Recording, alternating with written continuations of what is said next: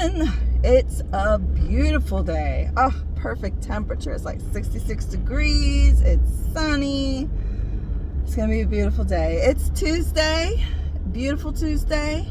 I have tests today, 2 tests, and I'm still gonna have a great day. Y'all have the same attitude. No matter what, make it a great day. Even if you lost a ton of money on the stock market last night.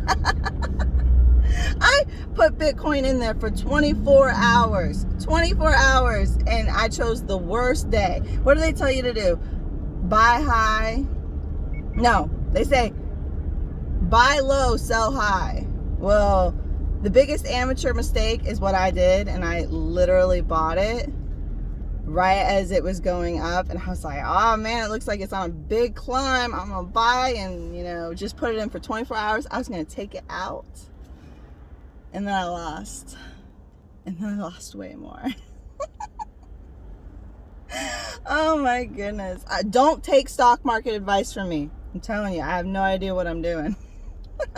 I'm just playing with it. It's a good thing I don't have very much to play with. And now I have even less.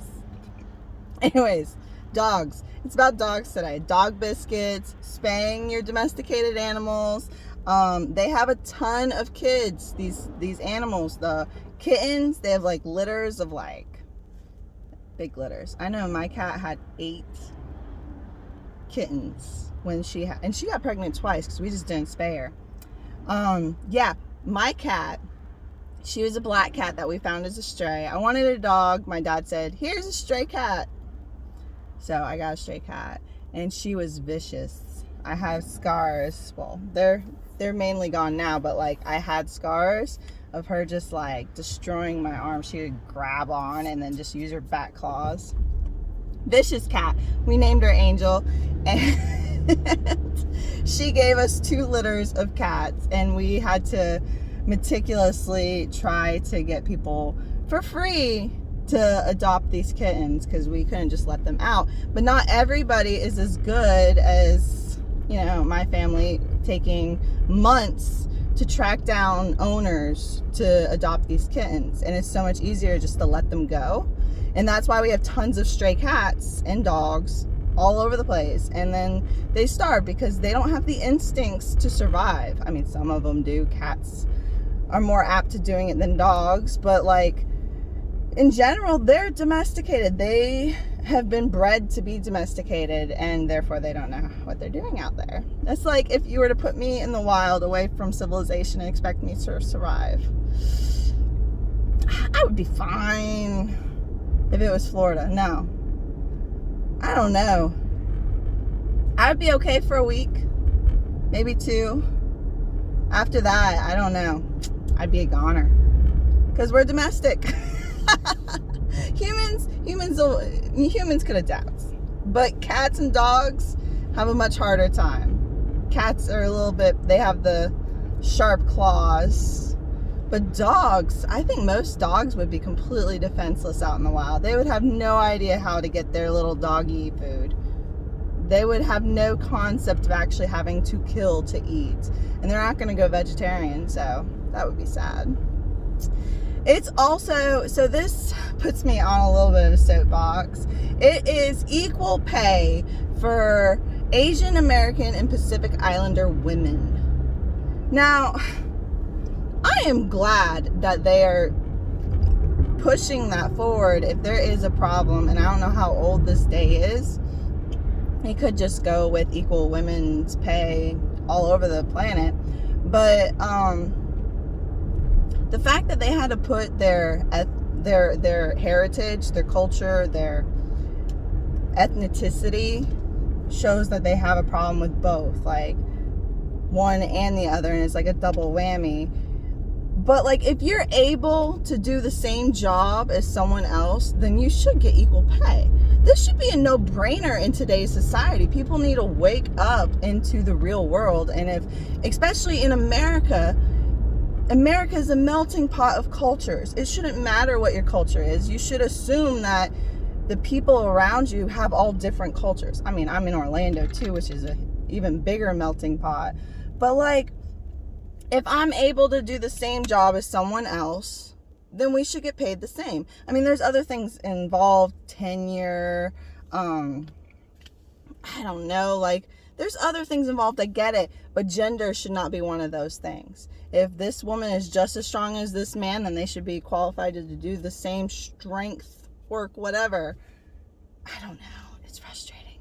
But I also get it. There was a time when the Irish came over during I think it was the turn of the century, and there was such an overwhelming amount of Irish immigrants that they got this like stigma about them. Like, you see an Irish person, you automatically assume they're a poor Irish immigrant, and they would get a stigma. But once they settle in and they have kids here, and those kids grow up in the same American system that we are all growing up in, then they are equal. Stop. We gotta wake up and realize that that's how America works. Once you're here for a generation, those kids grow up in our system, they're American. And all Americans have the same opportunity. Well, I mean, you get different opportunities depending on what your parents are, but baseline, we all have the same opportunity, and we should not discriminate, because especially Asian Americans and Pacific Islanders have been here for a long time, and we should be over this. I don't know. I'm sorry for anyone. I don't know how other areas, I mean, America's a vast country, so there might be other areas that are a little bit more racist than others. Especially, I'm here in Orlando, it's a lot more progressive. I get it. And I'm really sorry for anyone who's still living in the old world. That's what I call it, the old world, where people can still be stupid. That's what it is. It's also Banana Bread Day.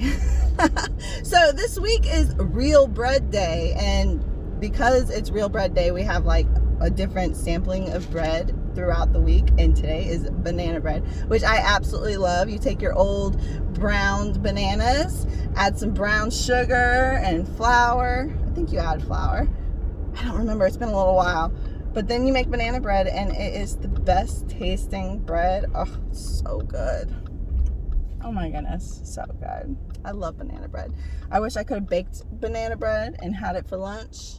Maybe I'll bake some tonight. I do have some old bananas that I could use. It's also tennis day. It's 2 fitness activities, because it's also part of a fitness push, because it's the spring. So tennis and curling. And when I first heard curling, I thought of, like the weightlifting when you're curling. It's not that.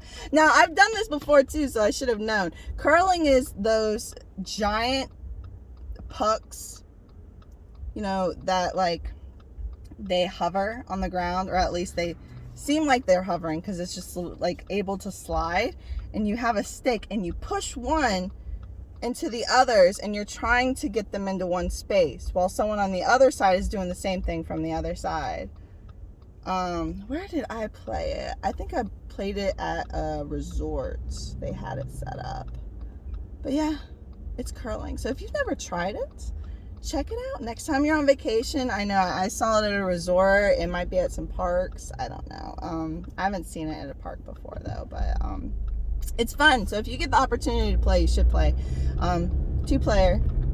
It's fun. Anyways, that is my day. That's my cap on how today is going to be. So you guys have a wonderful Tuesday, and I'll see y'all tomorrow. Bye.